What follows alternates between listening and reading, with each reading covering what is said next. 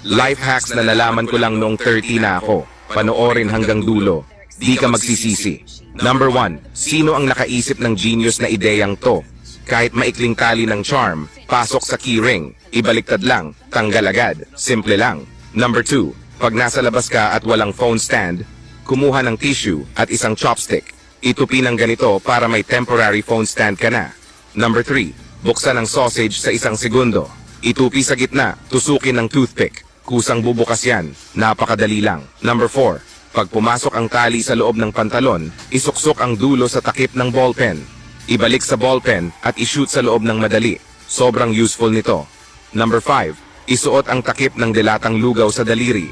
Pag naghihiwa, protektado ang iyong mga daliri.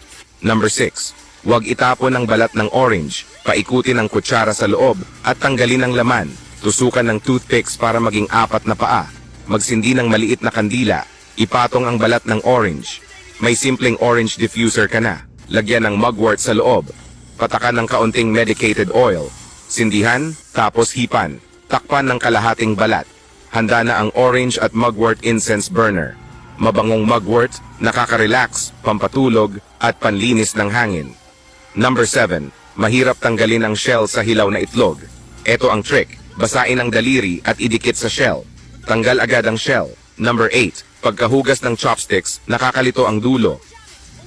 Ilatag sa tadtaran at itulak ng bahagya. Aangat ang mga baligtad, hindi na para ayusin isa-isa. Number 9. 30 years ko tong di alam. Para sa dish soap pala ang butas sa lababo. Parang nasayang ang kalahati ng buhay ko. Number 10. Ang balat ng saging ay mas may silbi kaysa akala mo. Gupitin ng pahaba. Haluan ng laundry detergent at dish soap. Maglagay ng kaunting asukal at haluin ng maigi. Ilagay sa sulok ng kusina o banyo. Tepok ang mga ipis, langaw at niknik. Number 11. Magdikit ng sanitary pad sa loob ng cabinet. Sprayhan ito ng pabango. Mas mabisa pa kaysa sa anumang deodorizer. Mananatiling mabango ang damit ng 6 na buwan.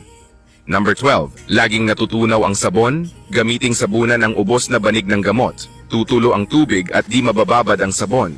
Yung tumulong tubig na may sabon, pwedeng ipampunas sa lababo. Maganda na, practical pa.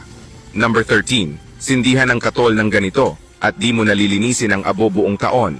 Number 14. Butasan ang pakete. Hilahin ang tissue palabas. Sobrang mas madaling gamitin to. Number 15. Paghaluin ang toothpaste at dish soap. Kuskusin saglit gamit ang sponge at banlawan. Parang bago ulit ang lababo. Number 16. Cola at laundry detergent. Tanggal ang itim na mancha at amag dot. Sprite at hair conditioner. Kikintab ang salamin at iwas fog, toothpaste at puting suka. Mabilis makatanggal ng sebo. Number 17. Mag-init ng tinidor. Butas-butasan ang plastic bottle. Butasan din ang takip. Ipatong sa drain. Markahan ang gilid. Gupitin sa guhit. May DIY drain filter ka na. Napaka-praktikal. Number 18. Maling paraan ito ng pagtali. Madali itong lumuwag. Iloop ang dilaw na lubid. Ipaikot dito ang asul na lubid. Isuot pabalik at higpitan. Habang hinihila, lalong humihigpit. Hindi ito kakalas. Number 19. Hatiin ang plastic bottle. Painitin ang pako. Butasan ang ilalim. Magdikit ng hook sa tabi ng lababo. Isabit ang bote gamit ang tali. Kusa ng sasalain ang tirang pagkain. Walang maduming kamay. Iwas bara pa. Number 20. Huwag patuyuin ang sapatos ng ganito. Naiipon ang tubig, matagal matuyo. Tupiin ang plastic bag. Gupitin ang kanto sa gilid. Buksan ito. Ipasok ang hanger mula sa ilalim. Ilagay ang sapatos. Walang naiipong tubig, mas mabilis matuyo. Number 21. Sprayan ng alcohol ang naiwang pandikit. Ibabad ng husto. Takpan ng plastic wrap. Maghintay ng 30 minutes. Kayo rin ng dahan-dahan. Matatanggal ito agad. Punasan ng tela. Mukhang bago na ulit.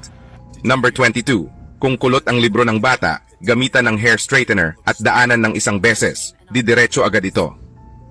Number 23. Butasan ng malaking water bottle. Lagyan ng tubig. Basahin ng malambot na tuwalya at iipit sa takip. Humidifier na ito tuwing taglamig. Healthy, effective at swak sa budget.